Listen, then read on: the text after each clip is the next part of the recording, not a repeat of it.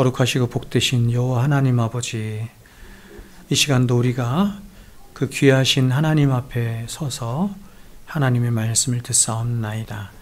교훈하시고 책망하시고 바르게 하시고 온전케 하시는 하나님의 말씀을 하나님 우리의 본성으로 듣지 않게 하여 주시고, 하나님이 주시는 생명 가운데 성령 안에서 들을 수 있도록 성령 하나님께서 우리 안에 역사하여 주시옵소서. 예수님의 이름으로 기도하옵나이다. 아멘. 네.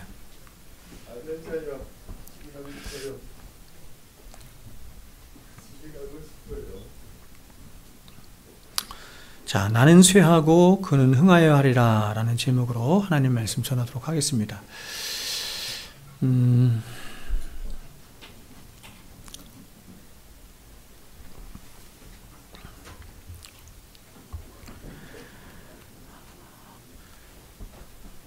저와 여러분이 기독교 신앙을 가지고 신앙생활을 해나가면 해나갈수록 오늘 우리가 읽은 이 본문의 말씀이 더욱더 선명하게 여러분에게 새겨져야 합니다.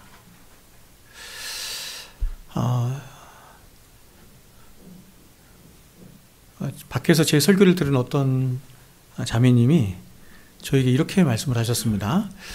제가 목사님 설교를 오랫동안 듣고 있는데 들으면 들을수록 두 가지가 굉장히 선명해집니다. 그것은 하나님이 하나님이시라는 것이 너무나 선명해지고, 또 한 가지는 그 하나님 앞에 내가 누구인가 하는 것이 더욱더 선명해집니다. 이렇게 말을 하는데 제가 굉장히 기뻤습니다.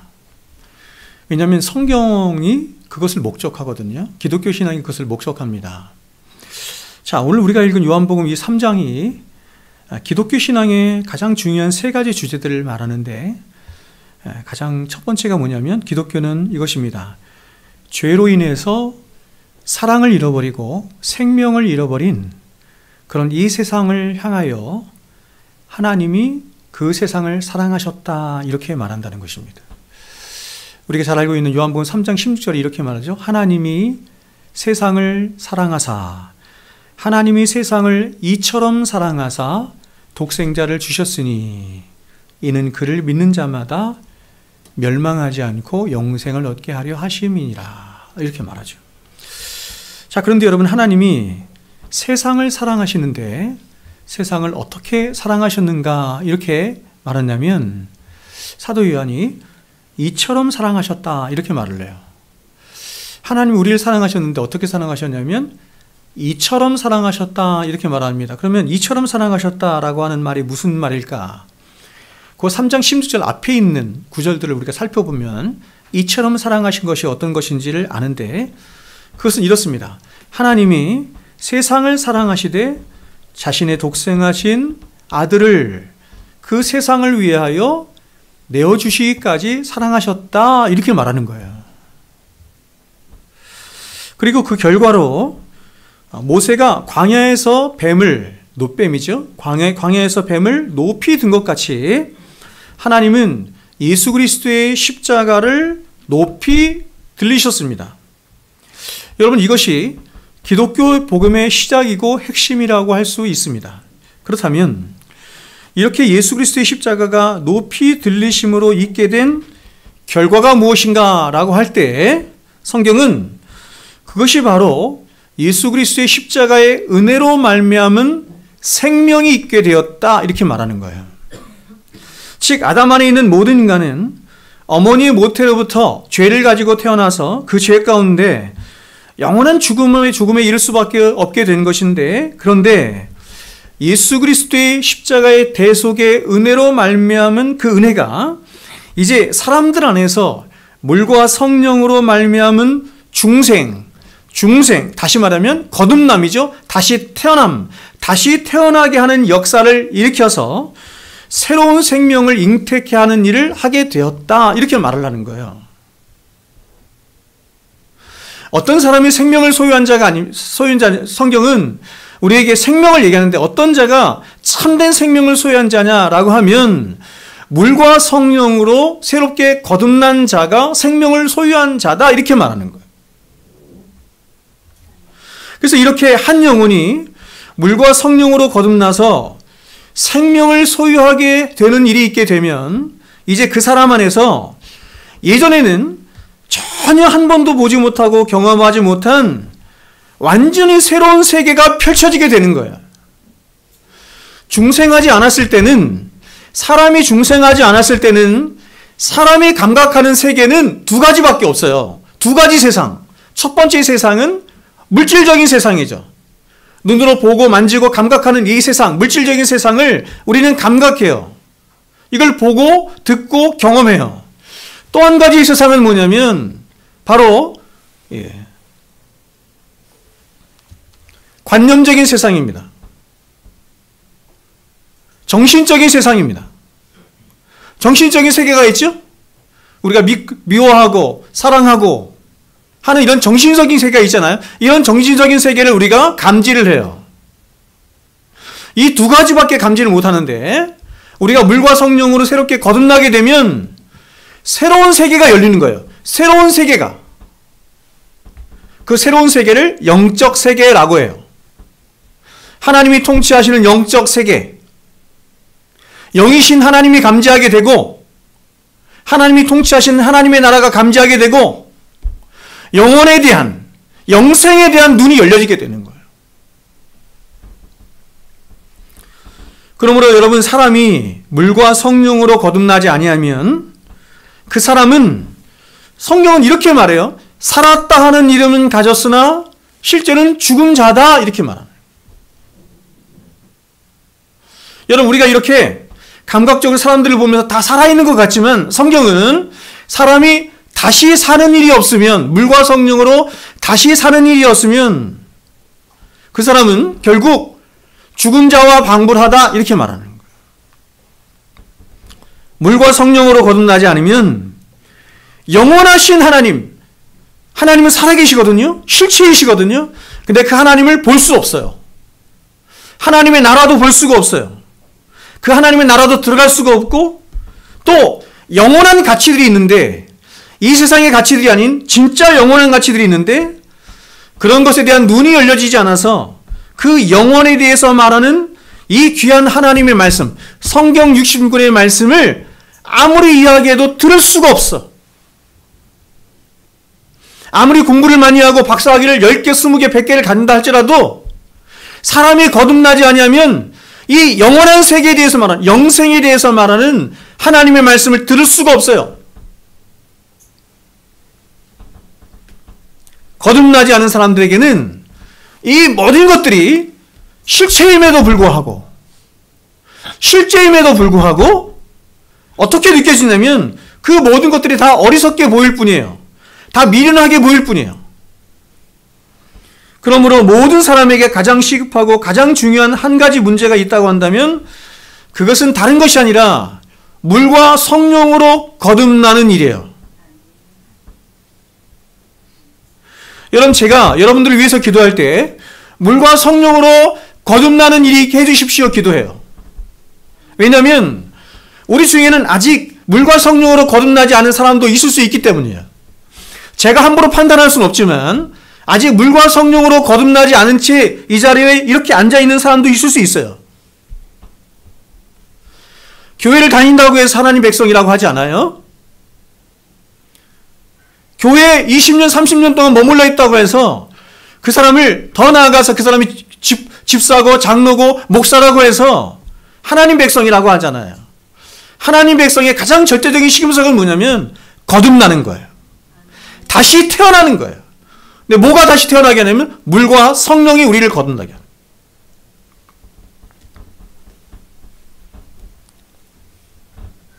그럼 우리가 우리 자녀들을 위해서 기도를 할 때 어리석게 다른 것을 위해서 기도하지 마시고 우리 자녀들이 하나님 만날 수 있도록 기도하셔야 돼요.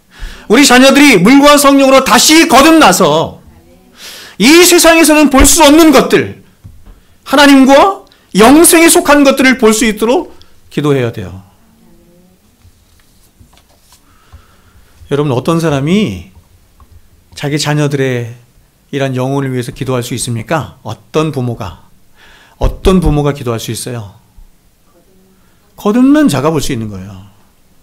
거듭나서 거듭나서 살아계신 하나님과 그 영혼에 속한 것들과 영생에 관한 것들을 본 부모만이 야, 이거 못 보면 큰일 나는구나.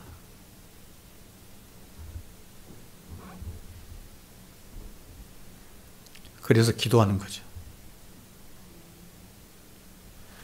그래서 어떤 면에서 자녀를 위해서, 자녀의 영혼을 위해서 기도하지 않는 부모는 직무유기인데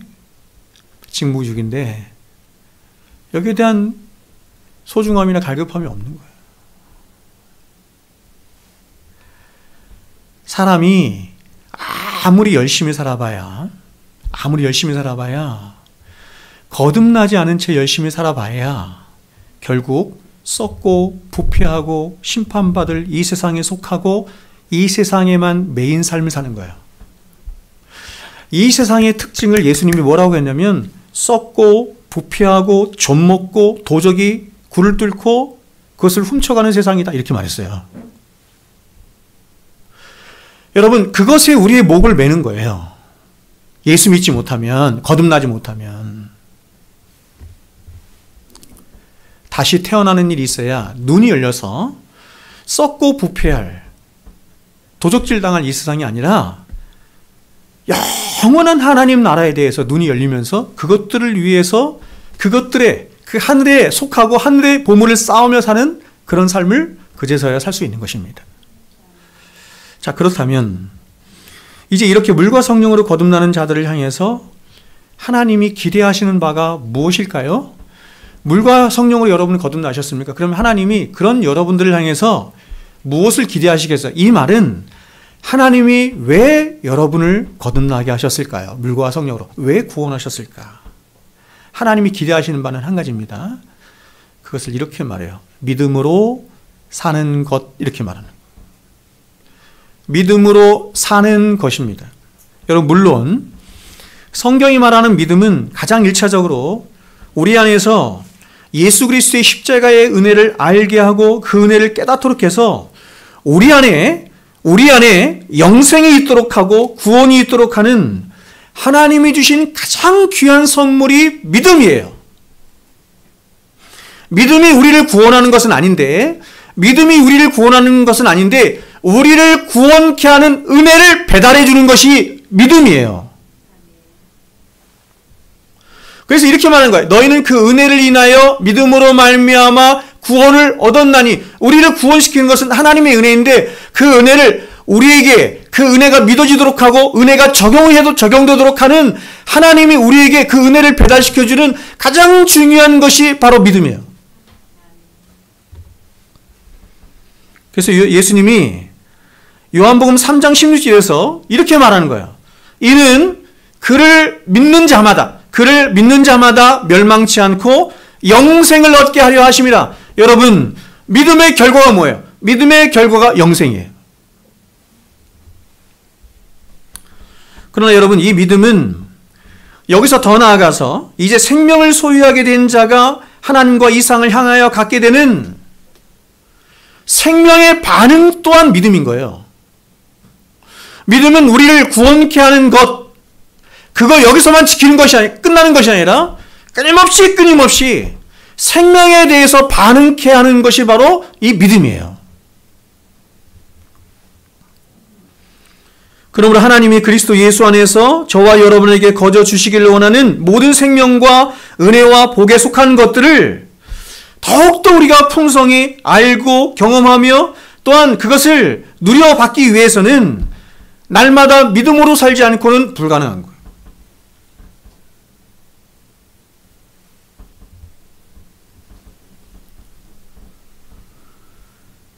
여러분, 예수 그리스도께서 저와 여러분을 위해서 아무리 십자가에서 물과 피를 다 쏟으시고 그래서 그 대속의 은혜로 여러분들에게 하늘과 땅에 속한 모든 복과 은혜를 다 주시기를 원하셔도 여러분이 만일 믿음으로 살지 않고 믿음으로 반응하지 않으면 그 하늘에 속한 모든 복과 은혜와 생명에 관한 것들을 여러분들의 실제적인 삶에서 알고 깨닫고 누리는 것은 불가능한 것이에요.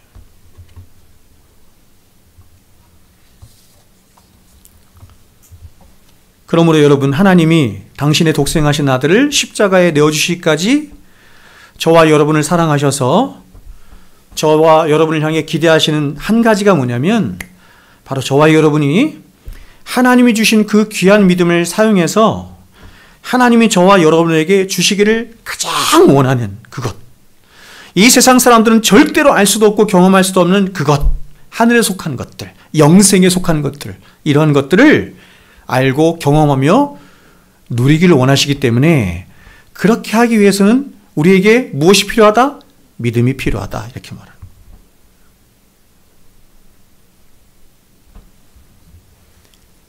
믿음으로 살아야 하나님의 영광을 볼 수 있는 거예요. 이 믿음은 굉장히 놀라운 건데, 믿음은 하나님을 보게 하는 거예요. 믿음으로 살아야 이 세상은 결코 알 수도 없고 볼 수도 없고 경험할 수도 없는 유일하신 하나님과 그 하나님께 속한 하늘에 속한 모든 비밀하는 것들을 비로소 알게 되고 깨닫게 되고 누리게 되는 거예요. 오직 믿음만이, 그래서 성경이 이렇게 말하죠. 모든 바라는 것들의 실상이 되게 하고, 모든 바라는 것들의, 저와 여러분이 바라는, 하나님이 저와 여러분에게 바라시는 가장 큰 바람이 뭘까요? 하늘에 속한 것들을 보는 거죠. 하늘에 속한 것들을 경험하는 것, 그걸 누리는 거죠. 그 바라는 것들의 실상이 되게 하는 게 뭐냐? 믿음이다. 보지 못하는 것들, 하늘에 속한 것들은 보이지 않아. 가장 귀한 것들은, 영원한 것들은 보이지 않아. 근데 그 영원한 것들, 보지 못하는 것들의 증거가 되도록 하는 것이 뭐냐? 믿음이다, 이렇게 말하는.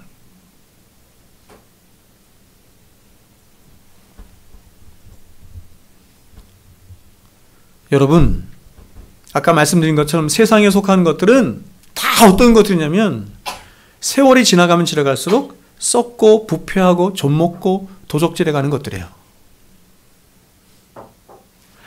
아무리 이렇게 좋은 양복을 입어서도, 제가 이 양복 입었지 않습니까? 그렇죠? 아무리 좋은 양복을 입어서도 2년, 3년 지나면 좀 먹어. 양복이 달라져.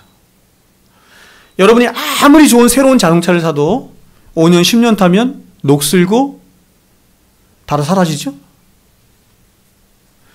시간이라고 하는 것은 다 잡아먹는 거예요.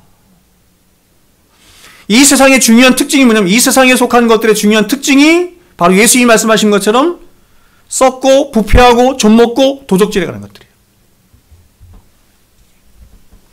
근데 이 모든 것들을 여러분, 그런데 그런 것 말고 절대로 썩지 않고 부패하지 않고 영원에 속한 것들을 하나님께서 우리에게 주시길 원하는데, 그 모든 것들을 우리가 누려받기 위해서 우리에게 필요한 게 뭐냐? 믿음이다, 이렇게 말하는 거예요. 사도가 이렇게 말하죠. 고린도서 2장 9절에. 잘 보세요.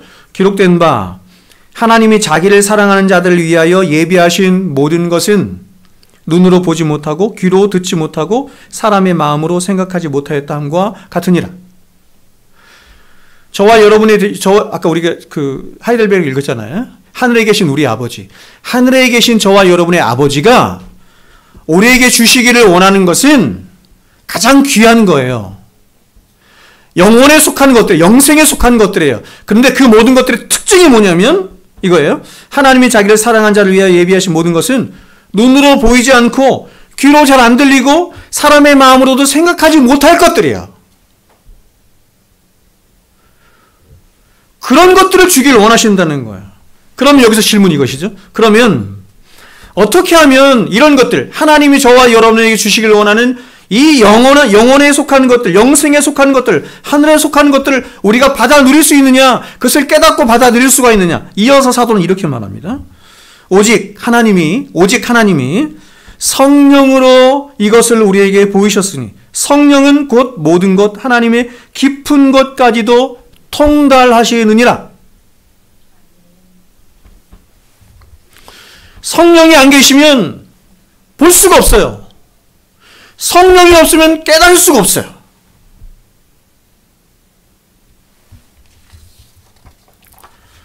오직 성령이 열어주시는 믿음의 눈을 통해서만 하늘에 속한 것들이 보여지고 깨달아지며 누려지게 되는 일이 있다, 이렇게 말하는 거예요. 하늘에 속한 가장 귀한 복과 비밀들과 생명에 속한 것들을 알게 하고 깨닫게 하며 누리게 하는 하나님이 저와 여러분에게 주신 최고의 선물이 뭐냐? 성령입니다.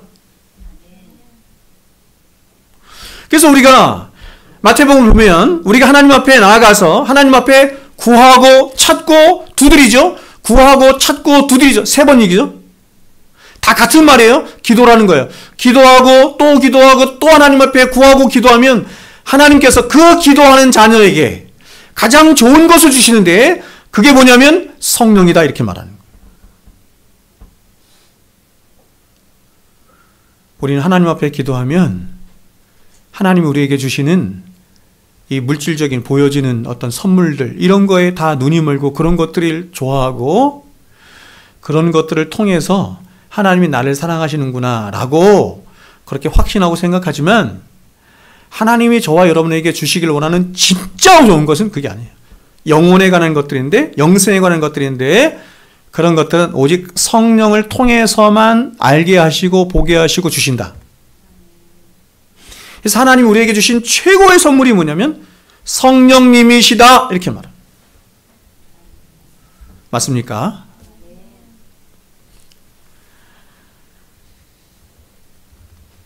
여러분, 성경과 역사에 나타난 그 숱한 믿음의 사람들이 어떻게 해서 이렇게 위대한 삶을 살 수 있었느냐?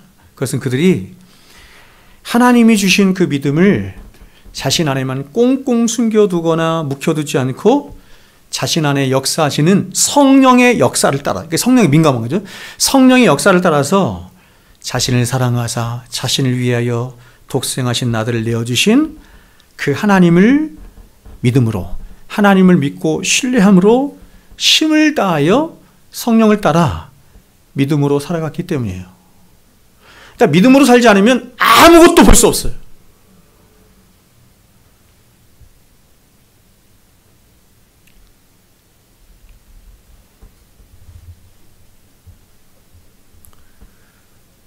제가 많은 목사님들에게 그런 얘기도 하고, 특별히 개척하는 목사님들에게 그런 얘기를 하는데, 여러분, 이 시대 저는 이 참된 믿음을 보기가 너무 힘든 세상에 우리가 살고 있다, 이렇게 생각해요.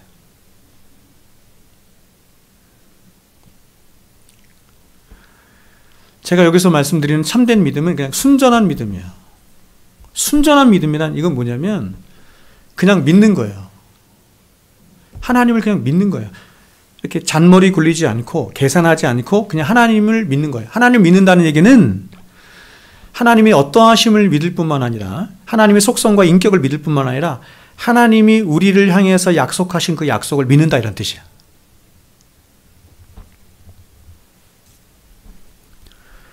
저는 초등학교 3학년 이래로 수십 년 동안 순수하게 하나님을 믿어서 하나님 앞에 주장했어요. 성경 그냥 순수하게 믿었어요. 그러면서 그 말씀을 가지고 주장했어. 뭐라고 주장했냐면 주 예수를 믿으라, 그리하면 너와 내 집에 구원을 얻으리라. 주님께서 약속하셨어요. 당신은 하나님이십니다. 하나님이 약속하신 것은 반드시 이루세요. 그러니 이루어주세요. 이러한 믿음.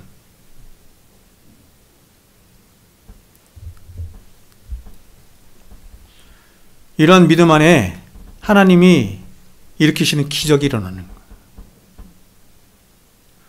근데 오늘날 사람들은 너무 세속화돼서 자꾸 머리로 계산해.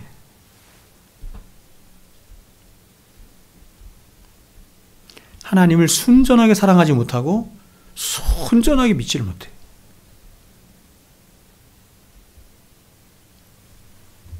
자, 그러면 여러분, 여기서 질문이 이것입니다. 자, 보세요. 이제 이렇게 믿음으로 살아가는 신자 안에 나타나는 가장 중요한 삶의 표지 혹은 신앙 고백의 핵심이 무엇인가 하는 것입니다. 이렇게 중생으로 말미암아서 거듭나게 된 자가 이제 믿음으로 살게 됐어요. 그럼 이렇게 믿음으로 살아가는 신자 안에 나타나는 이 신앙의 표지 혹은 신앙 고백의 핵심이 무엇인가 하는 것입니다. 여러분 하나님 백성 맞죠? 그러면 여러분 안에서, 그런 하나님의 백성 된 여러분 안에서 끊임없이 우리 안에 믿음이 있으면 이 믿음이 가만히 있지 못하고 이 믿음이 자기가 진짜 믿음이라는 것을, 우리를 구원하는 진짜 생명이 있는 믿음이라는 것을 바깥으로 자꾸 표출해요. 열매로 나타나게 하려고 해. 자신을 증명해 보이려고 해. 그래서 우리의 전인격 안에서 이 믿음이 계속해서 역사하거든요. 그런 역사함의 가장 중요한 표지가 뭐냐 이렇게 말씀드리는 거예요. 그게 바로 오늘 30절 말씀이에요. 어떤 신앙 고백을 자꾸 하도록 하냐면 그분은 흥하셔야겠고 나는 쇠하여야 합니다. 이 신앙 고백을 자꾸 만들어낸다는 거예요. 여러분, 기독교 신앙의 핵심이 무엇인가, 혹은 기독교 신앙이 궁극적으로 목적하는 바가 무엇인가라고 할 때 그것을 가장 압축적으로 한마디로 말한 게 이 말씀이에요. 그분은 흥하시고 나는 쇠하여야 합니다 하는 것입니다. 기독교는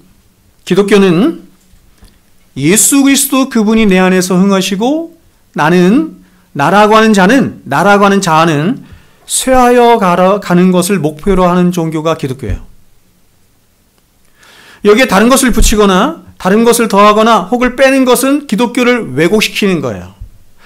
완벽하게 서술한 거예요. 예수 그리스도 그분이 흥하시고 나는 쇠하는 것. 여러분, 예수님은 바로 이 일을 위해서 이 땅에 오셨고 사셨고 고난당하셨고 십자가에 죽으셨고 부활하셨어요. 마찬가지로 저와 여러분이 이 세상을 살아가는 가장 중요한 삶의 목표 역시도 예수 그리스도 그분이 저와 여러분의 인격과 삶에서 흥하여 가시는 거예요. 그분이 내 인격 안에서 흥하여 가시고 내 삶에서 흥하여 가시고 나라고 하는 존재는 내 인격 안에서 자꾸 죽는 거야. 죽는 것을 다른 말로 뭐라고 해요? 부인되어 가는 거예요.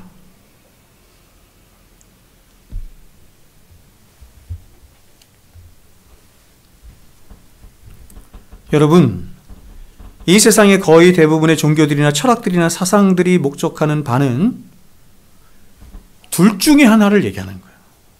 이것입니다. 나는 흥하여야겠고 하거나 아니면 나는 쇠하여야 하리라, 이 둘 중에 하나를 말하는 거예요. 이 세상은 거의 대부분이, 이 세상을 살아가는 거의 대부분의 사람들은 자신의 인생의 목적을 어디에 두냐면 내가 흥하기를 원한다. 내가 잘 되기를 원한다. 내가 부해지기를 원한다. 타락한 이 세상이 모든 사람들이 원하는 게 이거예요. 그런데 어떤 사람들은 인생을 좀 깊이 생각해 본 사람들이 있어요. 삶을 좀 깊이 생각해 본 사람들, 이런 사람들 우리는 철학가 혹은 사상가 혹은 종교인 이렇게 말을 해. 근데 이런 사람들은 깊이 생각해 보면서 이렇게 말하지 않고 뭐라고 했냐면, 아니야, 내가 부정되고 내가 비워지는 것이, 그것이 복된 거야, 이렇게 말을 하는 거예요. 그러니까 둘 중에 하나죠. 그래서 어떤 종교에서는 이렇게 자신이 비워지는 것을 뭐라고 불렀냐면 해탈이라고 말했고, 어떤 스님은 이것을 뭐라고 말했냐면 무소유, 이렇게 말했어요. 무소유. 아무런 소유 없이 있는 것이 참된 행복에 이르는 것이다, 이렇게 말하는 거예요. 내가 비워져야 한다, 이렇게 말하는 거예요. 철학에서는 이렇게 내가 비워진 상태, 정념의 상태, 이렇게 말해서 이걸 평정심 이렇게 얘기하거든요. 그것을 뭐라고 얘기했냐면 에피쿠로스 학파에서는 아타락시아 이렇게 말했고, 스토아 학파에서는 아파테이아 이렇게 말했어요. 기억나세요? 고등학교 때 우리 배웠죠. 평정심, 비워진 상태예요. 마음이 평안한 상태예요. 아타락시아, 아파테이아. 그러나 여러분, 기독교는 자기가 흥하거나 자기가 잘 되는 것을 말하지도 않지만, 그렇다고 해서 자기가 비워지고 자기가 부정되는 것만을 목적하는 종교도 아니에요. 기독교는 오직 저와 여러분이 믿고 사랑하는 그 예수가 내 안에서 흥하기를 원하고, 나라고 하는 존재는 내 안에서 내가 쇠하기를 원한다라고 하는 것을 목적하는 종교가 기독교예요. 이 둘 중에 어느 하나라도 빠지거나 부족하게 되면 기독교 신앙은 길을 잃는 것입니다. 기독교 신앙의 핵심이자 요체. 여기 있죠? 기독교 신앙의 핵심이자 요체 5가지. 그쵸? 자, 솔라 스크립트라는 빼고, 오직 믿음, 오직 은혜, 오직 예수, 오직 하나님의 영광은 바로 그분은 내 안에서 승해야 하겠고 나는 쇠해야 하리라 라고 하는 것을 요약한 거예요. 그 말이나 이 말이나 똑같은 거예요. 이게 기독교야. 자, 여러분, 저는 오늘날 기독교가 길을 잃어버린 가장 중요한 핵심이 바로 이 위대한 복음의 핵심이자 요체를 기독교가 잃어버렸거나 혹은 왜곡시켜버렸기 때문이라고 생각해요. 여러분, 절대로 잊으면 안 되는 겁니다. 저와 여러분은 쇠하는 것이 마땅한 것입니다. 저와 여러분은 쇠하는 것이 참된 부요에 이르는 것입니다. 저와 여러분이 쇠하는 것이 저와 여러분이 살 유일한 길인 줄로 믿습니다.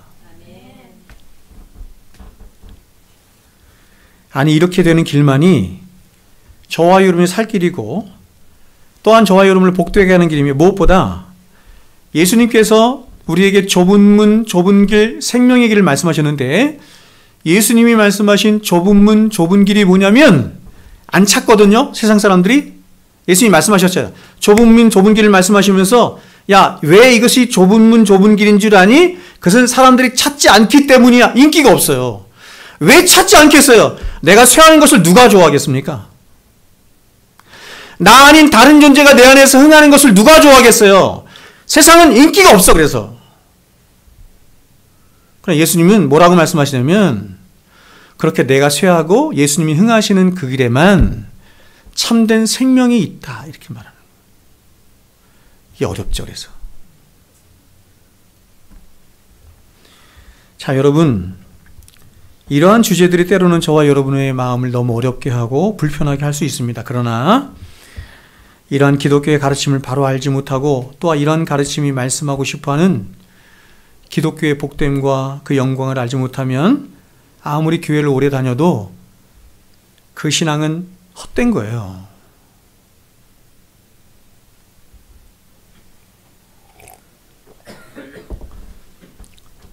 교회를 10년을 다니고 20년을 다니고 30년을 다녔는데도 기독교 복음의 핵심인 이것을 알지 못하는 사람이 많아요. 근데 이걸 알아. 아는데도 20년, 30년 다녔는데도 이렇게 살지를 않아. 이걸 자신의 인생의 목적으로 삼지 않아. 여러분, 이유가 뭘까요? 그 이유가 뭐예요? 그거를 세속이라고 해요. 세속. 세속이라고 하는 말은 세상이 내 안에 들어왔다 이런 뜻이에요. 세상이 내 안에 들어와서 세상이 나를 차지하고 있는 거야. 그래서 그런 세속이 들어와 있는 내 안에서 내가 쇠하여 가는 것을 그 세속이 가로막는 거예요. 예수 그리스도가 그런 내 안에서 흥하여 가시는 것을 내 안에 가득한 세속이 가로막는 거예요.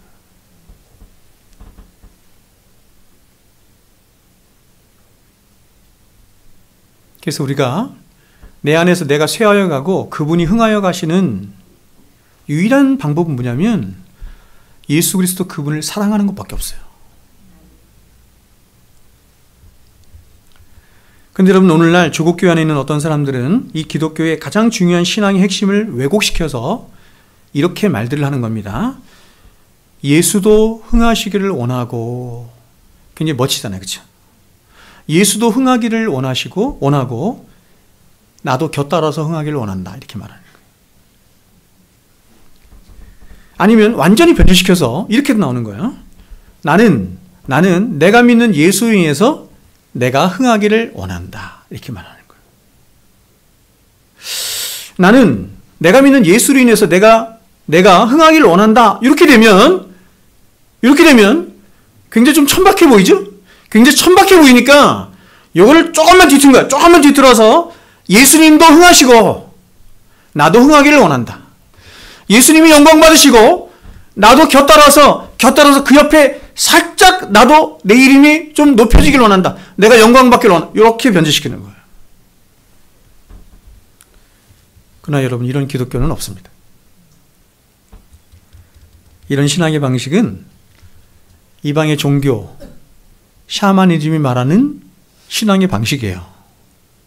사람들이 다 본성 안에서 좋아하는 방식. 여러분, 물론 우리가 인생을 살아가면서 때로는 하나님이 저와 여러분에게 일반 은총 가운데 잘 되게도 하시고 흥하게도 하시며 복을 주실 때도 있어요. 그러나 여러분, 이러한 것은 하나님이 저와 여러분에게 줄로 주신 일반 은총의 한 영역이자 일반 은혜의 부르심일 뿐, 저와 여러분이 이 세상을 살아가면서 궁극적으로 목적하거나 추구할 가치들이 아니에요. 그래서 여러분이 이 세상을 살아가면서 때로는 하나님이 주신 일반 은총 가운데 잘 될 수도 있어. 높은 자리에 올라갈 수 있어. 그렇죠? 사람들이 부러워할 만한 그런 자리에 올라갈 수 있어요. 그러나 그것이 우리 인생의 목적이 아니기 때문에 그러한 자리에서조차 우리는 어떤 것을 목적으로 삼아야 된다? 내가 쇠하여 가는 것을 목적으로 해야 된다. 이해하시겠어요? 그러니까 여러분, 세상 사람들이 말하는 그런 고지에 올라갔음에도 불구하고 하나님이 원하시는 내가 쇠하여 가는 삶을 살 수 있다 없다? 있어요.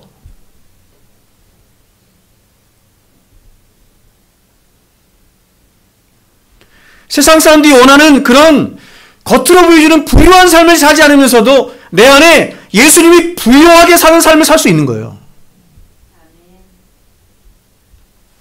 그러므로 기독교는 이렇습니다. 우리가 잘 되든지 잘 안 되든지 부유하든지 부유하지 않든지 전혀 상관없이 하나님을 믿고 섬기는 저와 여러분이 평생 동안 가져야 할 우리 신앙과 삶의 목적은 예수 그리스도 그분이 내 안에서 흥하시고 나라고 하는 나의 자아, 이 자아라고 하는 말에는 굉장히 많은 것들이 담겨져 있는데 이런 자아는 쇠하여 가는 것이 있습니다. 이렇게 말해야 되는 거예요.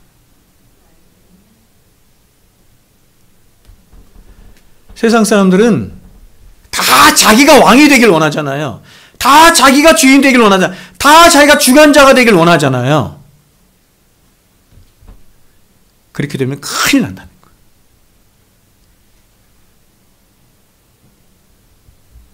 우리는 예수님을 두 가지로 불러요. 그렇죠? 예수님을 두 가지로 부르죠? 첫 번째는 예수님을 뭐라고 불러요? 첫 번째는 예수님을 뭐라고 불러요? 구주라고 불러요. 구주. 구주라는 말은 우리를 구원하신 분이다 이런 뜻이에요. Savior, 영어로는 Savior. 근데 그분을 구주로 받아들이고 영접한 모든 믿는 사람들 안에 나타나는 가장 중요한 표지가 뭐냐면 그 예수님을 다시 자신의 뭐로 삼는다? 주인으로 삼는다. 왕으로 삼는다 이런 뜻이에요.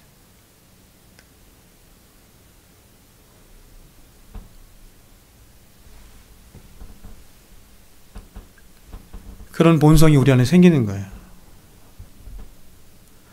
우리 평생의 싸움이 이겁니다. 평생의 싸움이 이거예요.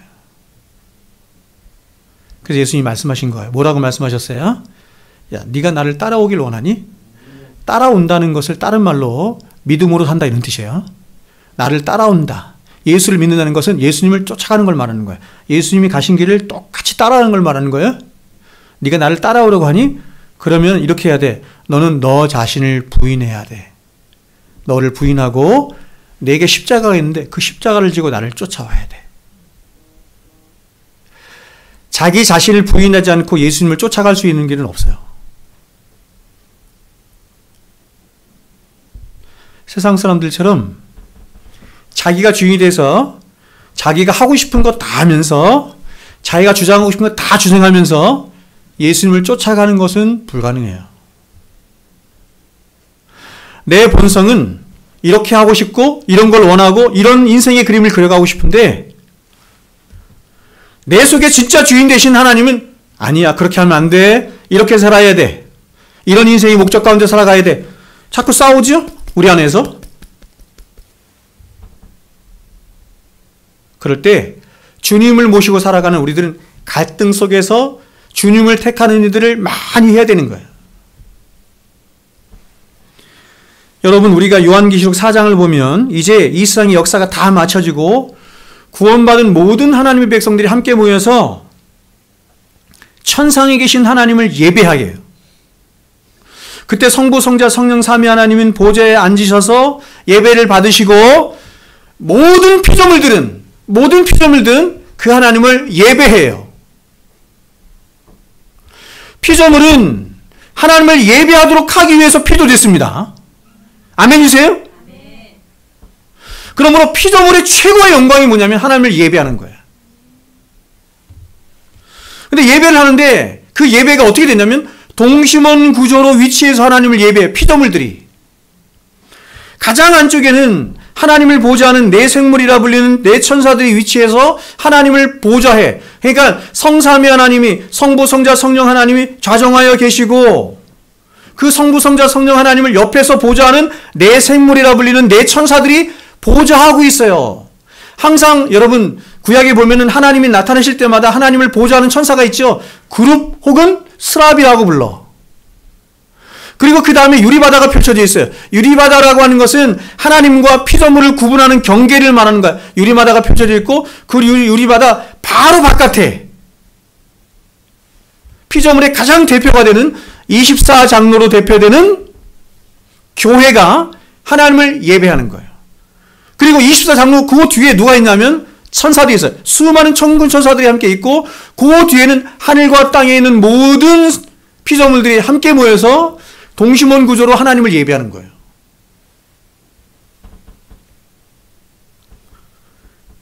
여러분의 질문에 보겠습니다. 천국 가면 사자 있어요, 없어요? 천국 가면 사자 있어요, 없어요? 지금 말씀드렸잖아요, 제가요. 있다니까요. 우리가 이 세상에서 바라볼 수 있는 모든 피조세계 안에 있는 것들이 천국 가면 다 있어요. 근데 모든 피조물들이 이제 동심원 구조로 모여서 하나님을 예배한다 이렇게 말합니다. 그때 가장 먼저 하나님을 보좌하고 있는 네 천사들이 하나님을 찬송하며 하나님께 영광을 돌리게 되는데 이렇게 말해요. 네 생물은 각각 6날개를 가졌고 그 안과 주위에는 눈들이 가득하더라. 그들이 밤낮 쉬지 않고 이르기를 거룩하다 거룩하다 거룩하다. 이게 삼성송이라고 그래요. 거룩하다 거룩하다 거룩하다 주 하나님 곧 전능하신 이여 전에도 계셨고 이제도 계시고 장차 오실 이시라 하고 그 생물들이 보좌에 앉으사 세세토록 살아계시는 이에게 영광과 존귀와 감사를 돌릴 때에 저는 여러분 이러한 말씀을 읽을 때면 막 마음이 제 가슴이 막 이렇게 장황해져. 여러분 이 얼마나 영광스럽고 장엄하며 숭엄한 장면인지 모르겠습니다. 가장 먼저 삼위 하나님을 보좌하는 네 천사들이 창화하여 찬송하는데 하나님을 찬송하며 예배하는데 이렇게 찬송해요. 이전에도 계셨고 지금도 계시며 영원토록 계실 하나님이시여 모든 영광과 찬송과 존귀와 영광을 받으시기를 원하옵나이다. 그런데 어떻게 예배를 하냐면 얼마나 예배하냐면 밤낮으로 예배한대요. 밤낮으로 예배한대. 큰일 났네.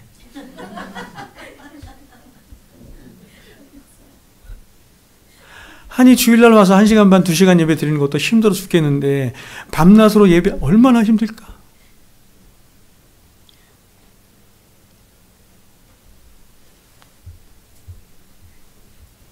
그래서 이번에는 유리바다 바로 안쪽에 있는 구원받은 자들의 대표가 되는 24장로 교회예요. 교회를 구원받은 자들의 무리라고 하는 거예요. 교회가 다시 이렇게 하나님을 향해서 찬송하며 영광을 들어보세요. 24장로들이 보좌에 앉으신 이 앞에 엎드려 세세토록 살아계시는 이에게 경배하고 우리가 이렇게 한다는 거예요. 이 경배하고 자기의 관을 면류관을 자랑의 면류관 의의 면류관 이렇게 말해요. 자랑의 면류관을 보좌 앞에 다시 드리며 이르되 우리 주 하나님이여 영광과 존귀와 권능을 받으시는 것이 합당하오니 주께서 만물을 지으신지라 만물이 주의 뜻대로 있었고 또 지으심을 받았나이다 하더라.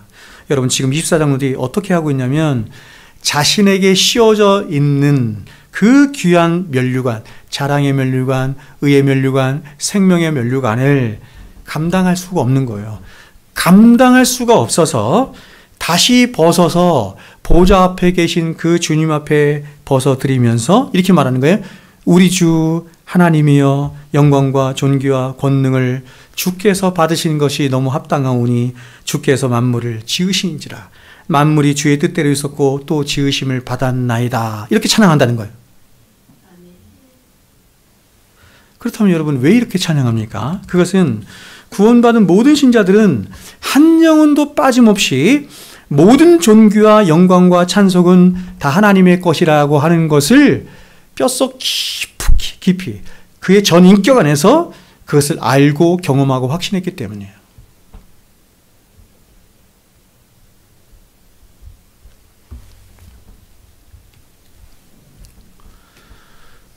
에드워즈가 말한 영광의 순환의 이런 입장에서 보면 어떤 사람이 하나님의 영광을 사모할 수 있느냐? 성경은 단순하게 말을 해요. 구원받은 자는 하나님의 영광을 목말라 해요. 그러면 어떤 사람이 하나님의 영광을 목말라 하냐? 이렇게 얘기할 때 영광이 순환의 관점에서 볼 때 보세요. 하나님의 영광이 그 사람의 인격과 삶을 관통한 거예요. 이렇게. 이게 무슨 의미인지 아시려나? 하나님의 하나님 되심이 여러분의 인격과 여러분의 삶과 여러분의 전 인격 안에 이렇게 관통하고 들어간 거예요. 관통하고 이게 나온 거예요. 그래서 이 영광 안에서 여러분이 기뻐하고 즐거워하고 그 영광의 빛을 보면서 감동하고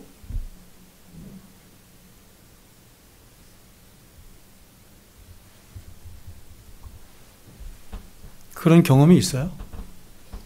제가 지금 신비주의 얘기하는 거예요?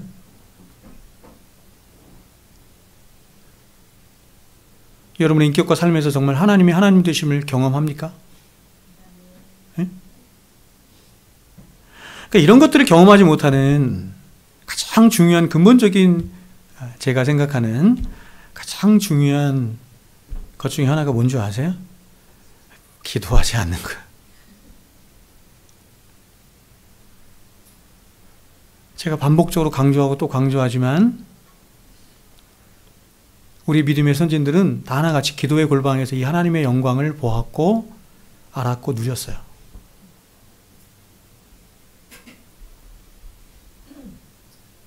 그저 자연 안에 가서 하나님이 지으신 천지 만물을 보면서 주 하나님 지으신 모든 세계 하며 하나님을 찬양한 그 정도가 아니라 하나님과 1대1로 만나는 그 기도의 골방 안에서 하나님을 깊이 묵상하고 생각하고 그래서 하나님을 만나는 가운데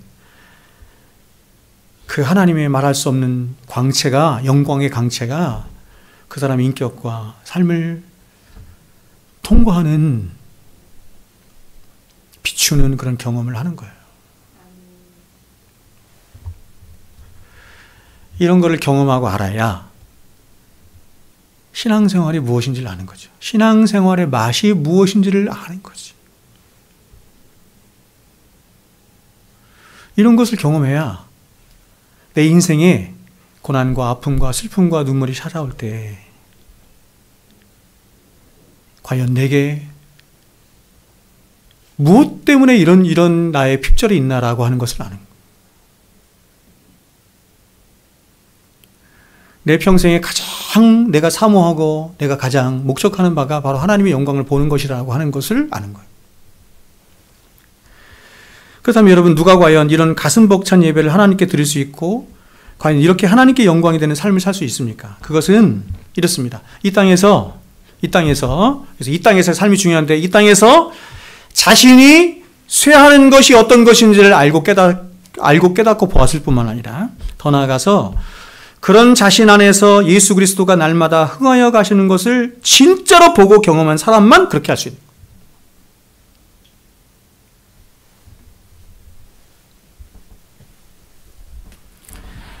여러분 저와 여러분이 흥하면 예수 그리스도 그분은 반드시 쇠하시게 되어 있습니다. 반대로 저와 여러분이 쇠할 때 그분은 흥하시게 됩니다. 나도 흥하면서 그분도 흥하신다라고 하는 것은 기독교 신앙 안에서는 불가능해요. 나도 내 안에서 내가 주인이 되면서 그분이 내 안에서 주인이 되는 것은 불가능해. 내 안에서 내 자아가 살아 역사하면 하나님은 내 안에서 예수 그리스도는 죽을 수밖에 없어요. 사라질 수밖에 없어요. 오직 우리는 한쪽만 택할 수 있습니다. 나를 택하든지 혹은 예수를 택하든지 둘 중에 하나만 택할 수 있습니다. 그러나 성경 우리에게 이렇게 말합니다. 나를 택한 자는 결국 수치를 당할 것이다. 나를 택한 자는 결국 수치를 당할 것이지만 그러나 예수 그리스도 그분을 택한 자는 영원한 생명의 면류관을 얻으리라 말씀합니다. 그러므로 예수를 믿는 저와 여러분 절대로 저와 여러분의 평생에 다른 인생의 목적을 가져서는 안 되고 오직 나는 쇠하고 그분만, 예수 그리스도 그분만 내 안에서 흥하셔야 합니다 라고 하는 신앙 고백 가운데 살아가야 하는 것입니다. 그런데 오늘날 교회 안에 있는 어떤 사람들은 자꾸 자신을 속이고 하나님을 만으로 여기면서 무엇인가 신앙의 제3의 길이 있는 것처럼 주님도 흥하시고 나도 흥하기를 원한다 라고 하는 것입니다. 주님도 흥하시고 나도 흥하기를 원한다 하는 것입니다. 그러나 여러분, 이런 신앙은 신앙도 아닐 뿐만 아니라 또한 이런 신앙에는 절대로 하나님이 역사하실 수도 없고 하나님의 은혜가 나타날 수 없는 것입니다. 우리는 이렇게만 말해야 하는 것입니다. 아닙니다. 아닙니다. 나는 얼마든지 쇠도 좋습니다. 오직 내 안에서, 오직 내 삶 속에 하나님만 흥하시면 됩니다. 예수 그리스도만 흥하시면 됩니다. 그러면 나는 족합니다. 해야만 하는 것이에요. 보여진 내 겉모습이 잘 되든지 못 되든지, 부하든지 그렇지 않든지 상관없이, 전혀 상관없이 오직 내 삶과 인격과 내 인생 속에서 오직 예수 그리스도 그분만 흥하여 가시면 나는 만족합니다 해야 하는 것입니다. 그게 성도의 바른 자세예요. 그래서 성도는 부한 자리에서도 예수 그리스도의 흥하심을 볼 수 있어야 하는 것이고, 가난한 자리에서도 하나님의 부하심을, 예수 그리스도의 부하심을 볼 수 있어야 하는 거예요.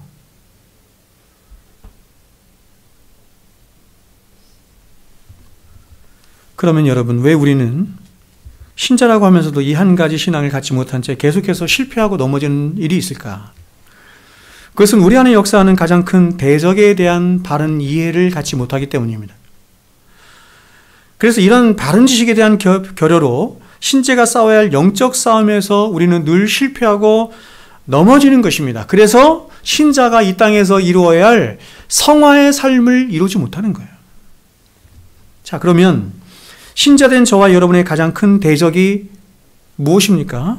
누구입니까? 그리고 그 대적과의 영적 싸움이란 과연 어떤 싸움을 말합니까? 자, 여러분, 먼저 저와 여러분의 가장 큰 원수이자 대적을 성경이 누구라고 얘기해요? 마귀 사탄이죠. 사탄입니다. 영적 실체가 있습니다. 알아야 되죠. 그렇다면 그런 사탄과의 영적 전쟁의 가장 중요한 핵심이 뭐예요? 우리가 나가서 세상을 살아가면서, 삶을 살아가면서 내가 영적 전쟁을 합니다. 이 영적 전쟁의 가장 중요한 실체가 뭐예요? 그 영적 싸움의 핵심이 뭐예요?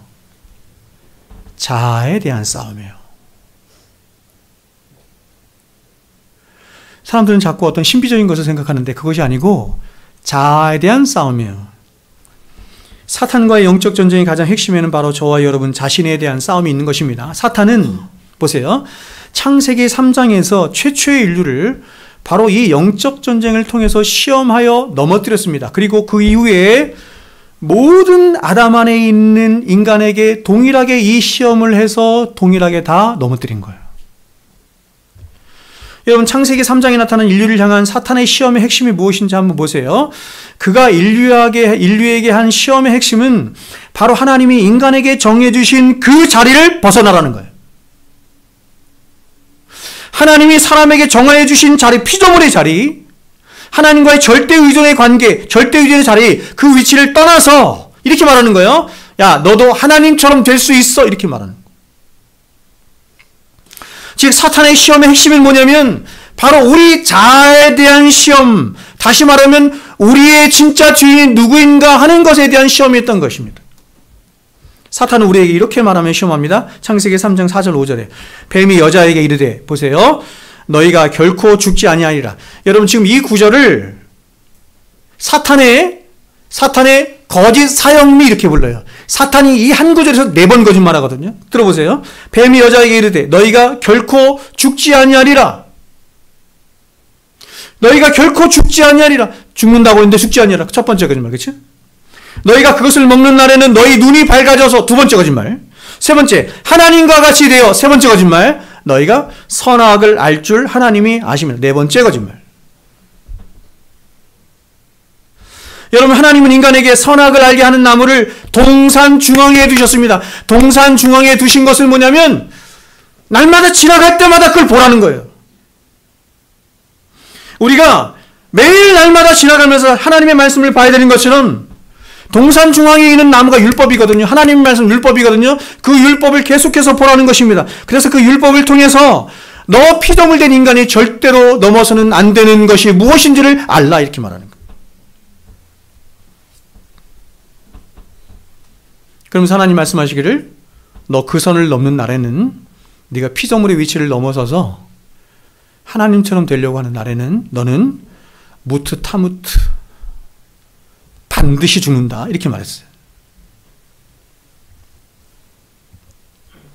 근데 사탄은 그런 인간을 향해서 네가 결단코 죽지도 않을 뿐만 아니라 선악을 알게 하는 나무를 먹는 날에는 네가 눈이 밝아져서 하나님처럼 된다. 하나님처럼 된다는 것의 핵심이 뭐냐면 네가 선악을 스스로 규정하고 판단하는 존재가 된다, 이런 뜻이에요.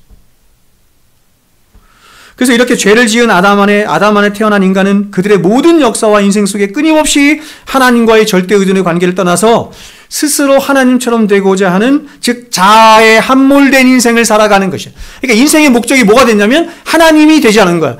여러분, 저와 여러분의 인생의 목적은 누구냐면 하나님이에요. 이사야 43장 그죠? 3절에서 말씀하는 것처럼 하나님이 우리를 창조하신 목적이, 구원하신 목적이 하나님 그분의 찬송이 되게 하려 함에 있는 줄로 믿습니다. 근데 타락한 인류는 그 인생의 목적을 어디로 옮긴 거냐면 자아로 옮긴 거예요. 자신에게로 옮긴 거예요. 그러나 여러분, 하나님이 지으신 인간은 자신을 지으신 하나님을 주인으로 모신 채 그 하나님을 기뻐하며 사랑하며 그 하나님이 주신 모든 은혜와 복을 받아 누리며 살아갈 때 그는 가장 안전할 수 있고 평안할 수 있으며 가장 행복할 수 있는 거예요. 이게 이론이 아니라고 하는 것을 여러분이 세상에서 가난하게 살든지 부하게 살든지 어떤 형편에 있든지 정말로 하나님을 자신의 주인으로 모시고 성령 충만한 가운데 살아가는 사람들에게 가서 물어보세요. 당신 행복합니까? 행복하지 않습니까? 당신 기쁩니까? 기쁘지 않습니까? 물어보세요.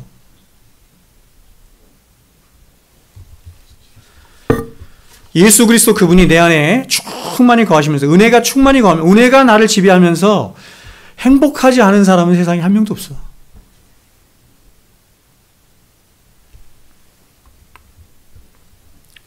여러분, 성경이 말씀하는 죄의 핵심이 무엇입니까? 즉 성경이 말씀하는 성도의 영적 전쟁의 핵심이 무엇입니까? 이 얘기 잠깐 하고 제가 마치겠습니다. 그것은 바로 이것입니다. 타락한 인간의 자아로부터 끊임없이 흘러나오는 인간의 불의에 있습니다. 죄의 핵심이 뭐냐면 인간 안에 있는 불의예요. 인간이 이토록 비참해진 가장 중요한 죄의 핵심에는 바로 끊임없이 이것입니다. 자아를 숭배하도록 하고 자아를 사랑하도록 하며 자아를 의지하도록 하는 인간의 무서운 불의가 있는 것입니다. 여러분이 하나님보다 여러분 자신을 자꾸 의지하려고 해. 하나님보다 여러분 자꾸 자신을 사랑하려고 해요. 그렇죠? 그렇죠? 누가 그렇게 하느냐? 여러분 안에 있는 불의라고 하는 죄가 그렇게 하는 거예요. 여러분, 이스라엘 백성들의 망한 가장 결정적인 이유가 어디 있냐면 바로 그들 안에 있는 불의 때문입니다. 아담 안에 있는 모든 인류가 하나님 앞에 심판받게 되는 가장 결정적인 이유가 뭐냐면 그들 안에 있는 불의 때문입니다. 마찬가지로 예수를 믿는다고 하는 사람들 가운데 왜 수많은 사람들이 여전히 하나님의 은혜 안에 머물지 못하고 은혜가 왕노릇하는 그런 삶을 살지 못하고 여전히 곤고하고 핍절한 삶을 사는가? 그것 또한 그렇습니다. 여전히 누더기 같은 그런 자신의 의를 의지하며 불의 가운데 살아가기 때문이에요. 여러분, 성경이 말씀하는 죄의 가장 중요한 핵심에 바로 이 인간의 불의가 있습니다. 바로 이 인간 안에 있는 이 불의가 하나님을 대적하도록 하고 하나님을 떠나도록 해서 바로 하나님의 진노와 심판을 낳도록 한 것입니다. 로마서 1장 18절은 우리들에게 이렇게 말해요. 들어보세요. 하나님의 진노와 불의로 진리를 막는 사람들의 모든 경건치 않음과 불의에 대하여 하늘로부터 하나님의 심판이 나타났나니.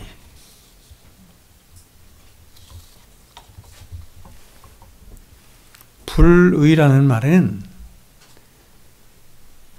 그 의미가 어떤 의미냐면 하나님을 예배하지 않음 이런 뜻이에요. 모든 인간은 하나님이 창조하신 모든 인간은 하나님을 높이고 하나님을 예배하도록 창조하셨는데 죄로 말미암은 불의가 우리 안에서 무슨 일을 하냐면 불의가 뭐 하냐면 하나님을 예배하지 않도록 해요. 그래서 이 불의가 계속해서 뭐 하는 거냐면 하나님의 의를 끌어내리는 일, 카데코말 하나님의 의를 끌어내리는 일을 하는 거예요.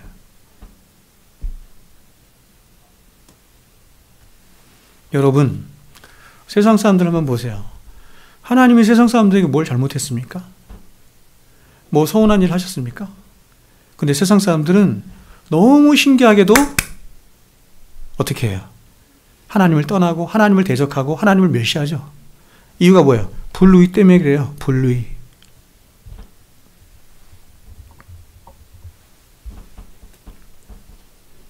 근데 오늘날 조국교회는 죄는 어느 정도 말하긴 하는데 이 죄의 핵심이라 할 수 있는 불의에 대해서는 거의 알지도 못할 뿐만 아니라 거의 다루지도 않는 거야. 이 불의를 신약성경에서 예수님은 뭐라고 말했어요? 바리새인의 의 이렇게 말한 거예요. 아시겠어요? 아니 오히려 여러분 오히려 오늘날 교회 안에서 사람들이 이 인간의 불의를 더욱 부추기거나 더욱 자랑하도록 하는 일이 교회 안에서 비일비재하게 일어나고 있어요. 쉽게 말해 볼게요. 인간의 불의는 하나님의 주인 되심을 쫓아내고 내가 주인 되려고 하는 거예요. 교회의 주인이 자꾸 하나님에게서 사람으로 바뀌는 것이 바로 이러한 일인 거예요. 그래서 성경은 신자들로 하여금 예수 그리스도의 의로 말미암은 은혜가 왕노릇하고 은혜가 주인 노릇하는 삶을 살기를 끊임없이 요구하고 있는데 여전히 사람들은 자신 안에 있는 그 누더기 같은 자신의 의를 의지하고 그 의를 생명처럼 여겨서 여전히 핍절하고 여전히 생명력 없는 그런 외식과 거짓으로 충만한 신앙의 삶을 살게 되는 것입니다. 여러분 안에 있는 죄를 죽이는 일과 그 죄의 핵심이라 할 수 있는 불의를 죽이는 일은 성도의 성화의 삶의 가장 중요한 핵심이에요. 그러므로 저와 여러분이 우리 안에 있는 죄를 죽이고 의를 죽이는 일인 바로 이것을 예수님이 뭐라고 말했냐면 죄를 죽이고 의를 죽이는 일을 예수님이 뭐라고 말씀했냐면 자기를 부인하는 삶 이렇게 말했어요. 이런 삶을 살지 않은 채로는 절대로 성경이 말씀하는 성도의 성화의 삶으로 한 발자국도 나갈 수가 없어요. 성경이 말하는 성도의 삶의 가장 중요한 목적은 뭐냐면 우리 안에서 예수 그리스도가 흥하셔서 은혜가 왕노릇하는 삶에 있는 것인데 우리가 쇠하지 않은 채로는 우리가 부인되지 않은 채로는 그렇게 할 수가 없는 거예요. 여러분이 이 땅을 살아가면서 여러분이 얼마나 주를 위하여 열심을 내었는가 하는 것이 중요한 것이 아니라는 사실을 알아야 합니다. 물론 저와 여러분이 주를 위하여 열심을 내는 것이 너무나 귀한 일이지만 그러나 그럼에도 불구하고 저와 여러분의 자아가 하나님 앞에서 깨뜨려지지 않고 오히려 우리의 자아가 살아있어서 우리의 자아가 살아있은 채로 하나님을 위해서 열심을 위해 내면 어떤 면에서 그것은 우리 자신을 침륜에 빠뜨리는 것이고 이것을 사도 바울의 표현대로 하면 예수님을 핍박하는 것이라고 했어요. 제 말 이해하시나요? 사도 바울은 자신이 세상에서 하나님을 가장 사랑한다고 했어. 생각했어. 그래서 열심을 냈어. 종교적인 열심을 하나님을 향해서 그가 생각한 하나님을 향해서 열심히 내는데 그 모든 열심이 결국 예수를 핍박하는 거였죠. 이유가 뭐예요? 자기 의 때문에. 바리새인들의 그 모든 열심은 왜 그런 열심이 났냐면 자기 의예요. 자기 의에 대한 열심이에요. 자기를 세우고자 금식도 하고 자기를 세우고자 11조도 하고 자기를 세우고자 신앙생활도 하고 자기를 세우고자 기도도 하고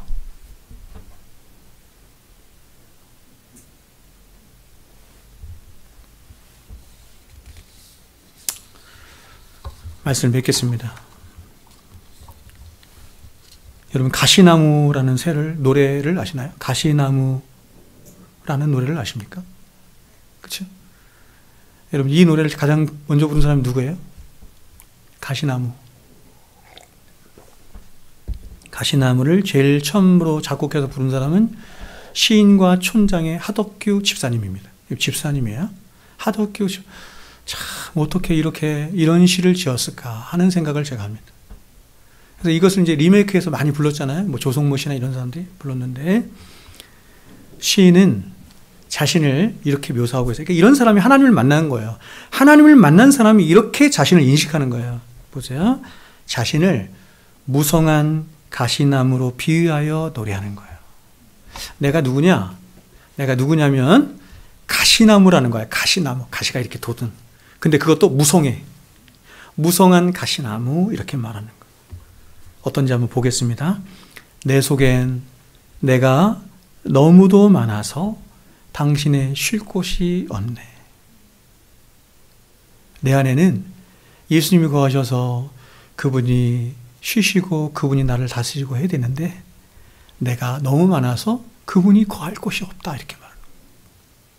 그거를 본 거예요. 자기가 자신의 실체를 본 거라니까. 내 안에는 가시나무 같은 나로 꽉 차 있구나. 내 속엔 헛된 바램들로 당신의 편할 곳 없네. 내 자아가 왕노릇하는데 그 자아가 자꾸 뭔가를 바래, 소망해, 구해. 근데 다 그 모든 것들이 뭐예요? 헛된 것들이에요. 내 속엔 내가 어쩔 수 없는 어둠, 참 기가 막히게 표현했죠. 내 속엔 내가 어쩔 수 없는 어둠, 당신의 쉴 자리를 뺏고, 내 속엔 내가 이길 수 없는 슬픔, 무성한 가시나무 숲 같네. 자신의 실체를 딱 봤는데 내가 내 스스로 이길 수 없는, 내 스스로 나 자신에 대해서 어쩔 수 없는 무성한 가시나무 숲 같은 나를 본 거예요. 여러분 좀 동의가 됩니까? 전 너무 동의가 되는데. 제가 바로 이런 자예요. 바람만 불면 그 메마른 가지, 바람만 불면 그게 뭐 고난이든지 뭐든지 외부적인 바람만 불면 그 메마른 가지 서로 부대끼며 울어대고, 그 가시로 가득 찬 그 가지들이 서로 부대끼며 막 울어댄다는 거예요. 쉴 곳을 찾아 지쳐 날아온 어린 새들도 가시에 찔려 날아가고. 여러분 이런 가시나무에 누가 쉴 수 있겠어요? 누가 안식할 수 있겠어요? 바람만 불면 외롭고 또 괴로워 슬픈 노래를 부르던 날이 많았는데 내 속엔 내가 너무도 많아서 당신의 쉴 곳이 없네. 바람만 불면 그 메마른 가지 서로 부대끼며 울어대고 쉴 곳을 찾아 지쳐 날아온 어린 새들도 가시에 찔려 날아가고. 여러분 어떻습니까? 우리가 복음을 이야기할 때 두 가지 방면에서 이야기를 하는 것이 저는 옳다 생각해요. 근데 원론적인 방식은 이것인데, 우리가 성경에 보면 성경을 우리 교리에 대해서, 구원의 도리에 대해서 말하는 신약 성경의 가장 대표적인 두 가지 성경이 하나는 로마서고 하나는 에베소서예요. 아시겠어요?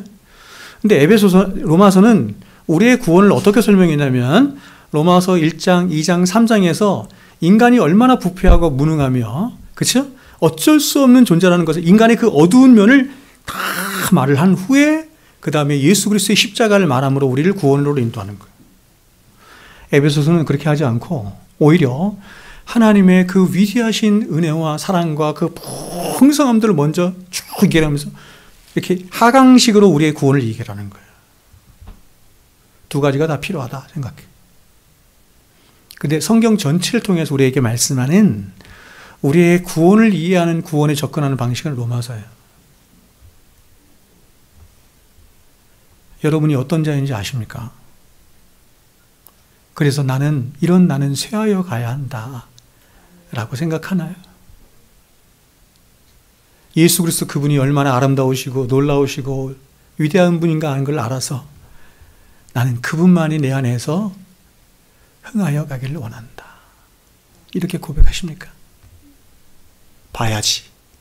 뭘 봐요? 내가 누구인지를 보고, 그분이 어떤 분이신지를 보고, 그분이 나를 위해서 행하신 일이 어떤지를 봐야. 주님, 그렇습니다. 나는 쇠하여 가기를 원하고 우리 주님만이 내 안에서 흥하여 가시기를 원하옵나이다. 이 고백할 수 있는 것이지. 기도하겠습니다.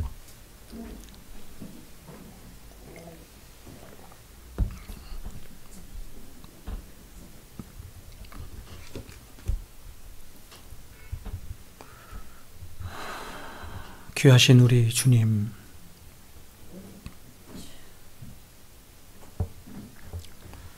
교회를 20년, 30년, 아니 혹은 평생을 다녔어도 나라고 하는 존재의 실체가 어떤 것인지 알지도 못하고 보지도 못하고 깨닫지도 못해서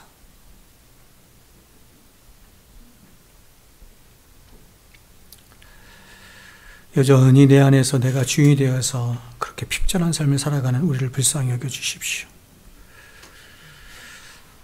우리 주님께서 우리에게 말씀하셨습니다. 나를 따라오거든 너 자신을 부인하고. 주님, 우리가 우리 자신을 부인해야 할 만큼 우리라고 하는 자아가 하나님이 주시길 원하는 모든 복과 은혜를 다 가로막는 죄의 실체인 것입니다. 그러기 우리는 우리 자아를 부인하지 않고는 하나님의 은혜의 보좌 앞으로 나아갈 수 없는 것입니다. 주님, 우리의 평생에 이런 우리가 어떤 존재인지, 우리의 실체가 어떤 것인지를 바로 봐서 우리를 참되게 하시고 우리를 거룩하게 하시며 우리를 영화롭게 하시는 예수 그리스도의 그 은혜가 우리 안에 풍성히 임해서 그 은혜가 우리의 삶과 우리의 인생 가운데 왕노릇하는 일들이 있어질 수 있도록 주님 도와주시옵소서. 우리 모두가, 또 특별히 우리 자녀들이 바로 이런 복된 인생을 살아갈 수 있도록 주님 역사하여 주시기를 원하옵나이다. 이제는 우리 구주 예수 그리스도의 은혜와 하나님 아버지의 만극하신 사랑하심과 성령님의 교통 충만하심의 역사가 이제로부터 영원토록 우리와 항상 함께 있을지어다. 아멘.